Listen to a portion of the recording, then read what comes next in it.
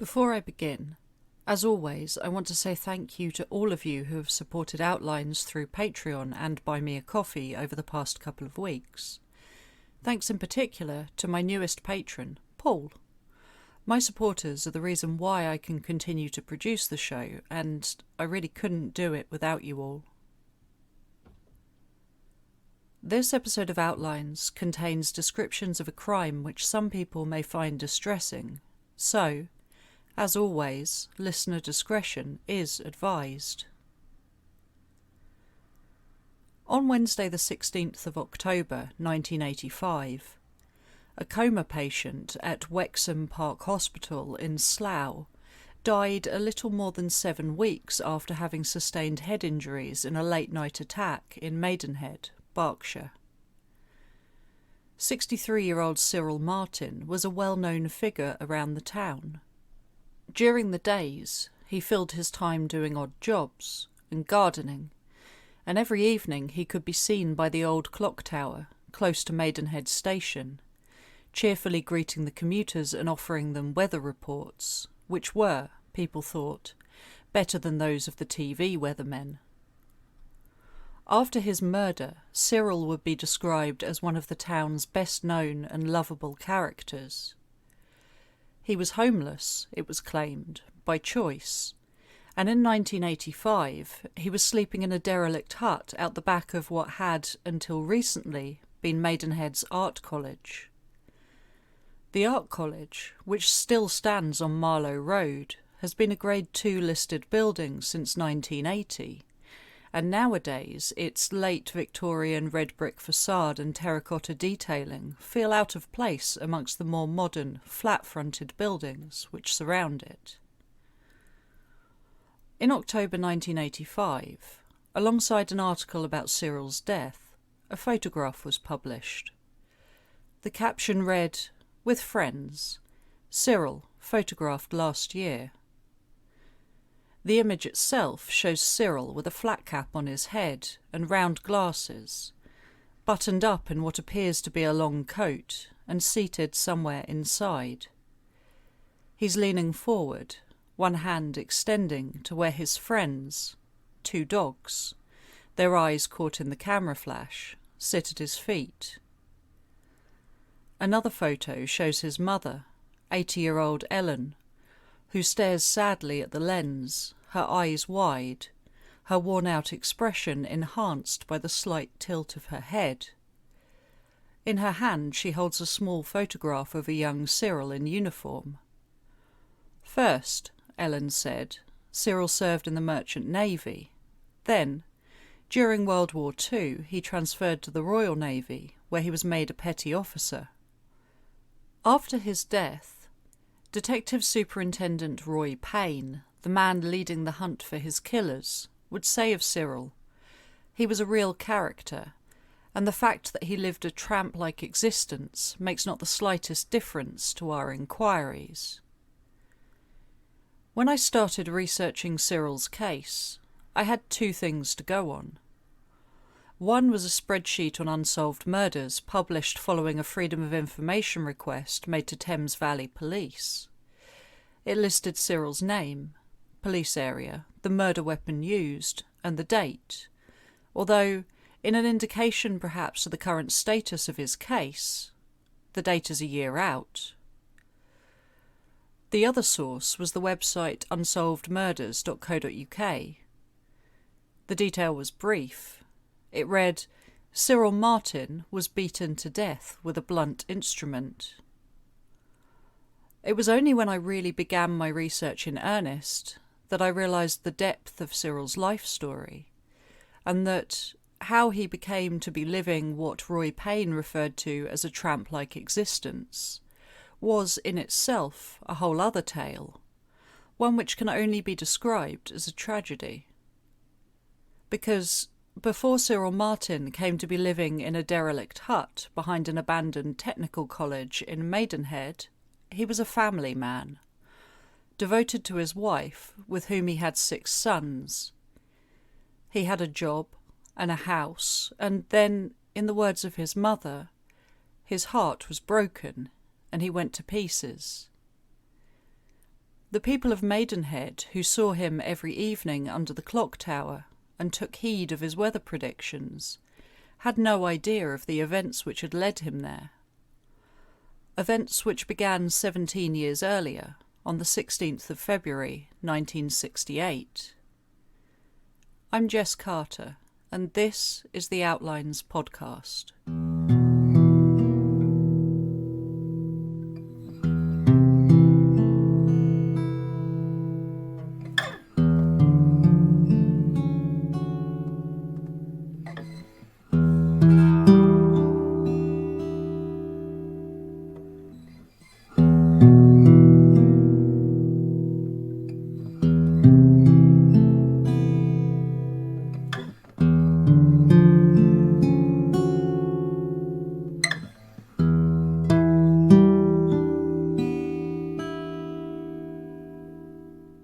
Back in February of 1968, the Martin family, natives to Maidenhead, lived at 5 Lincoln Road.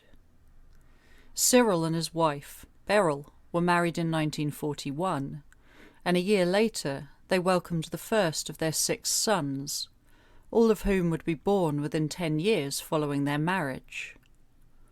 In the 1950s, the Martin family trundled between a few houses in Maidenhead, before settling into their home at Lincoln Road, where they lived until the late 60s. After the war, Cyril left the Navy and settled back in Berkshire with his family, where he found work in the building trade.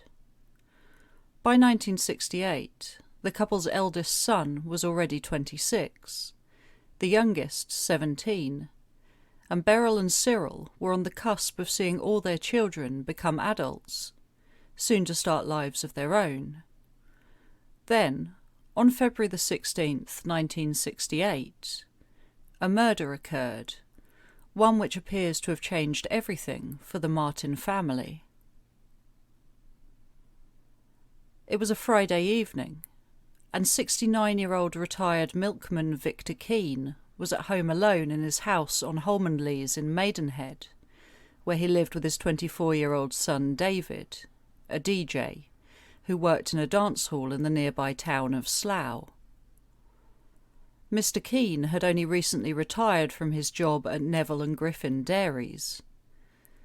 He'd been a milkman for so long that when he began his career as a young man, his rounds had still been made on a horse and cart.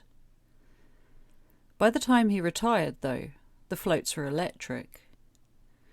Speaking to the press in 1968, his manager at the dairy said of Victor, "We knew Mr. Keane as Freddie. He was a real character, almost an institution. He was a wonderful old boy, and we thought a lot of him." He reportedly left the post in the mid to late 60s when his wife, Edith, became sick. Victor and Edith were reportedly a cheerful, friendly couple who chatted happily with their neighbours. They were, one resident said, the best neighbours we ever had. Victor was, according to the others on the street, a quiet man, not prone to gossip or interference, and another of his children, telephone engineer Victor Leonard Keane, spoke of how his father was generally very well. By 1967, sadly, Edith had passed away, and Victor, who, following his retirement, briefly worked part-time at ABC Cinemas in Maidenhead, now spent his days doing housework and digging in his small garden. That Friday, he'd passed the hours with a cup of tea at his neighbour, Kathleen Harris's house, followed by a trip to the shops, leaving the firewood he bought that day in a box by the back door of his house. Normally, the papers said, he would have been away on Fridays, as his habit was to visit his married daughter in Maidenhead. That night, though, he had no plans.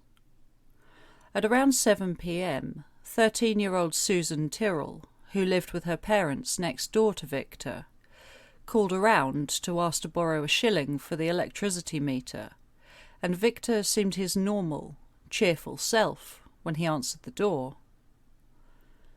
At around the same time, Mrs. Tyrrell, Susan's mother, was alarmed to hear someone trying the handle on her back door. She waited, quietly, relieved to find that after what she described as a few minutes, the noise stopped. Their door was double-bolted, Mrs. Tyrrell said, because the area had seen a recent spate of break-ins. Not long after that, Victor's neighbour Kathleen, who had recently returned from a friendly visit with Victor, was watching television when she heard what sounded like a repeated, slow thudding coming through the walls. Alert, she listened closely, hearing Victor exclaim, "Please don't hit me, don't hit me." Her first thought was that he and his son David were having an argument.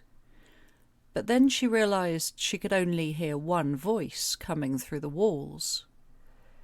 Sensing that something was wrong, Mrs. Harris rushed around, knocking on the front door, but received no answer. She noticed that despite the silence, she could see a light coming from the dining room. Her concern mounting, she went around the back of the house, and after banging on the door, she tried the handle. Unusually, it was unlocked.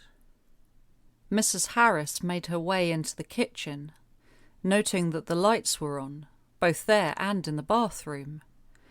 It was then that she spotted a trail of blood stretching from the kitchen floor out into the hallway.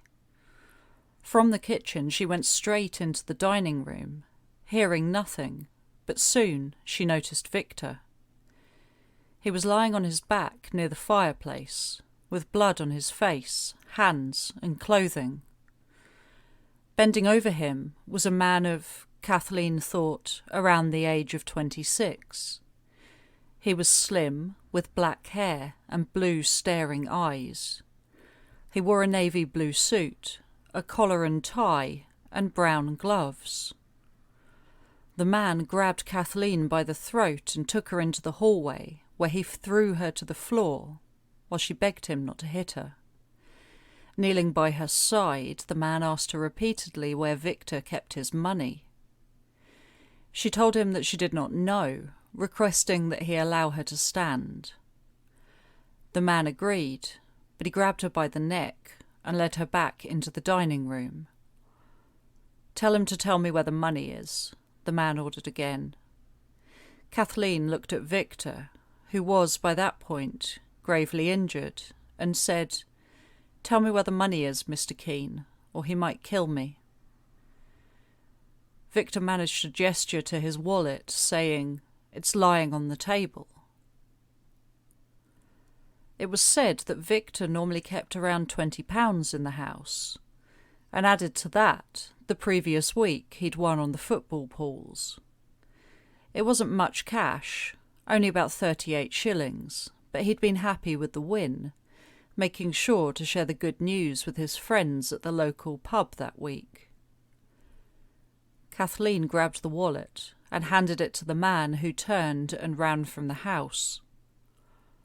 After he was gone, Mrs. Harris, who was still badly shaken, had the presence of mind to remember that over the road lived a friend of Victor's, a retired ambulance attendant by the name of William Clark. She called for the police and an ambulance and then dashed across the street to fetch Mr. Clark. Speaking later to the papers, he told them, "Mr. Keene was still alive, and I loosened his belt to help him breathe. He was lying in a pool of blood, and I washed his face for him." Under his body lay the knife with which his fatal wounds were inflicted. Later, when Victor's body was examined by Home Office pathologist Keith Simpson, he was discovered to have died from an internal hemorrhage due to a stab wound in his chest, which had caused extensive bleeding into his lung and subsequently filled his air passages. Dr. Simpson discovered that there were several stab wounds on his left upper chest and the front of his left arm, as well as slash wounds on his chest, and hands, and that he had heavy bruising across his right eye and extending to the bridge of his nose, which was fractured. He also had minor bruising to his right cheek and upper lip. 69-year-old Victor Keane was a slightly built man and only 5'3" in height. He wouldn't, one neighbour told the papers, have been able to put up much of a fight. In photographs published on Saturday the 17th of February in the Reading Evening Post, you see the houses of Holmanleys that Friday evening. Their white exteriors are luminous in the artificial lights as police stand guard outside Victor's house. Separating each property stands a waist-high white picket fence. Everything is neat and tidy, and what had happened there that evening could not feel more removed from the surroundings. Following Victor's death, police set up roadblocks on the exits out of town and began to search nearby pubs, buses and cars, looking for the man with the blue staring eyes. The investigation was led by Superintendent George Groombridge of Scotland Yard, who coordinated the roadblocks and arranged for a van consisting of 3 officers to take part in a constant patrol of the area around Holmanleys. A couple of miles away, across town, a man named Michael John Martin, the second youngest of Cyril and Beryl Martin's children, had something on his conscience. Michael was 18 years old and had done a number of jobs since leaving secondary school at the age of 15. On January the 22nd of 1968, he had started working as a trainee spot welder with a Maidenhead-based firm called Kenya Holt and Company. Martin was a keen amateur footballer who played with the Maidenhead Social Club, members of the Reading Combination League, with whom he barely missed a game. He was a good goal-scorer and a popular figure on the team. He had a girlfriend, Julie Shepherd, who adored him. And if you'd have asked his mother, Beryl, she would have said that he was the most thoughtful boy and the most generous of all her sons. If you'd asked her whether or not Michael was capable of committing murder, she would have said no. Except that the day after Victor Keane's death, this was exactly what he told his friends he had done. It was later reported that one of Martin's regular pubs was also that of Victor and his Holmanleys neighbours, and while it wasn't stated explicitly, the theory was that Michael, who apparently knew Victor and his home address, had overheard him discussing his Paul's win in the pub one night on the week before his death. Sensing an opportunity, Michael, who would have assumed that Victor would be out as he normally was on a Friday night, decided to break into his house with the intent to commit robbery.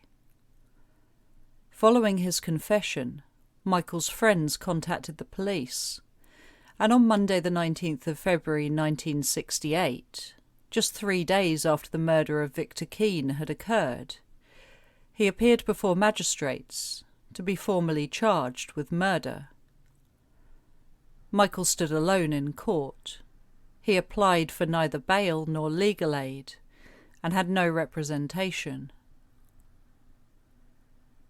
Just a few hours after Michael's court appearance, it was reported that Cyril, who was working at the time as a lorry driver, was involved in a 4-vehicle pile-up on the A4 near the Coach and Horses pub at Maidenhead Thicket. A photograph of his crumpled lorry shows the extent of the damage, the front a mangled wreck. Despite his passenger sustaining only minor wounds, Cyril himself had suffered from a bad head injury and was quickly transferred under police escort from Wexham Park Hospital in Slough to the Central Middlesex Hospital. For a week he lay in bed in a critical condition, but by the following Tuesday He was described by a hospital spokesperson as being much better. "He is up and about," the spokesperson said, "and it won't be too long before he goes home." Despite these assertions, by the time that Michael Martin's trial came around at the end of April 1968, Cyril was still in hospital. The trial itself was a short-lived affair. At the committal hearing in March of '68, evidence from 17 witnesses was read out, and by the time that the April trial began, Michael had pleaded guilty. Despite this, Beryl Martin still struggled to believe that her son, who had no prior criminal record, could have committed murder. Following the announcement that Michael was to serve a life sentence, the judge told the court, "This was a tragedy for all concerned." When asked about the events of that evening, Michael himself admitted that when he arrived at Victor's house with the intention of committing theft, he was surprised to find Mr. Keane at home. As for the murder itself, he claimed that he was aware of how dreadful a crime it was and could give no excuses. The only explanation he could offer was, in his own words, "I must have gone berserk."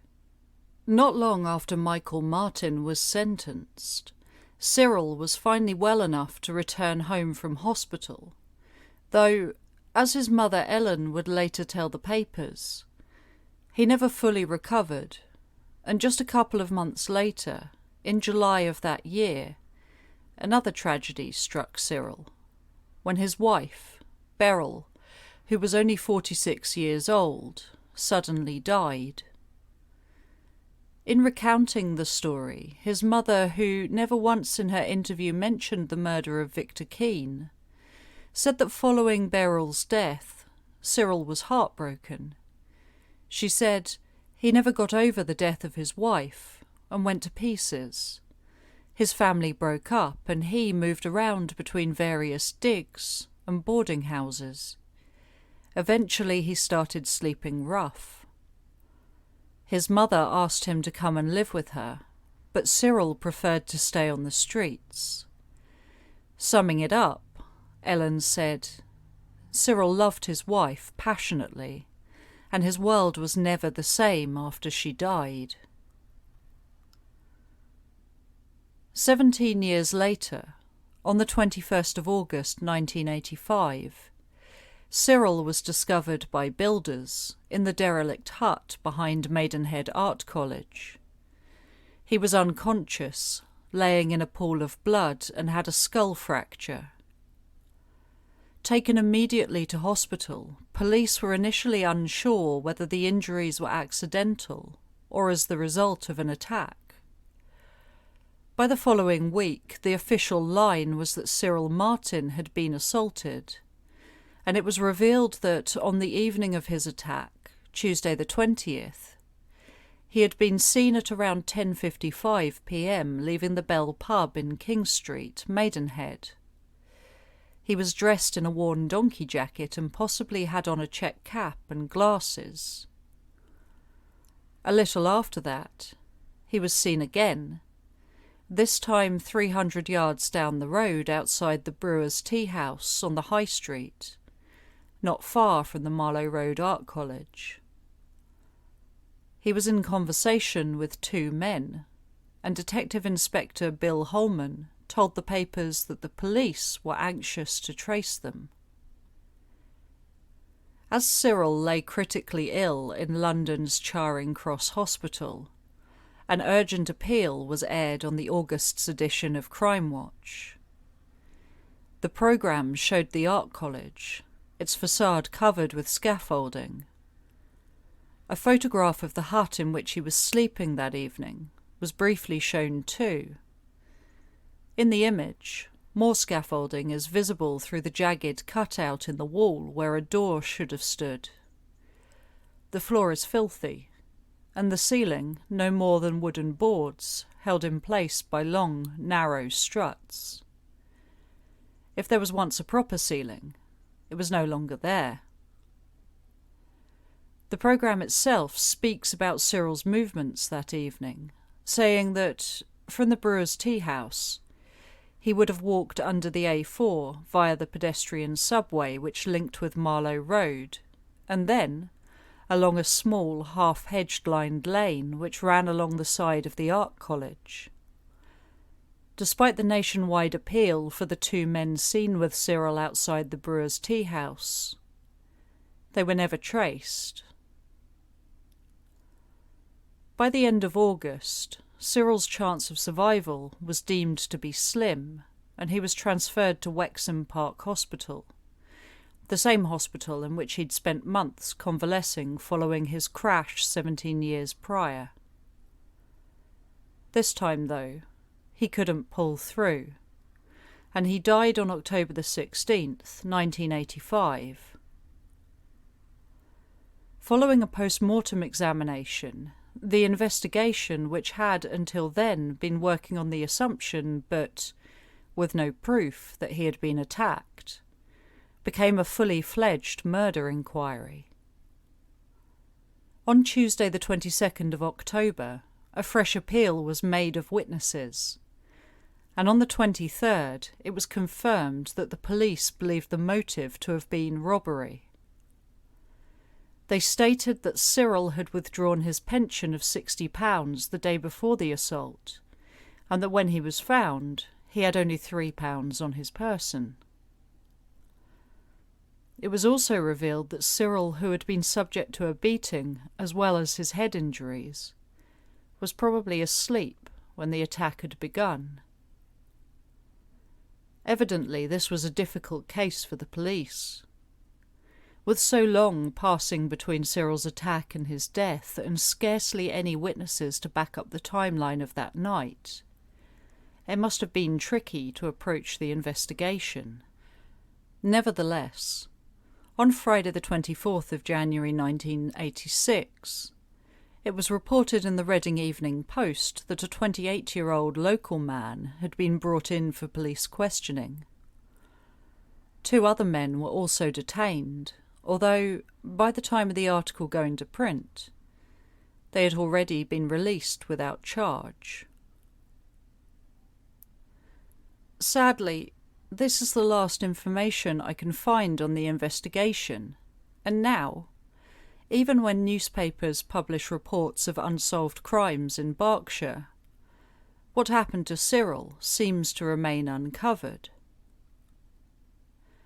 I don't know if it's because he was homeless at the time, or perhaps there just wasn't enough to report on, but there was almost more detail to be found in the 1968 articles on his crash, when the narrative was that he was the father of a murderer, than there were in 1985, when he became a victim of murder himself. There's something about Cyril's case which has left me feeling so sad. I think most of us can pick out a few years in our lives where events have turned our futures from what we thought they would be to something entirely different. Some of us will have handled those changes with the help of family and friends, and others of us will have pushed through alone, much like Cyril decided to do. The murder of Victor Keane appears to have been the catalyst for everything that came after, and it's hard not to look at the case of Cyril Martin without thinking of the similarities his robbery turned murder shares with what happened to Victor. I can't help but think of the utter sadness that Cyril must have gone through, the sudden rearrangement of everything he knew and everything he thought his life would be, how he and his wife both paid differently for the sins of their son, and how, ultimately, Cyril chose to live his life in his own way, preferring to be on the streets and to spend his days doing odd jobs, his evenings under the old clock tower forecasting the weather for those who wanted to hear. The last in the string of tragedies which befell Cyril Martin is that his death has been reduced down to no more than one short line on a single website. because to say only that he was beaten to death with a blunt instrument fails to even scratch the surface of his story, or to do justice to his suffering.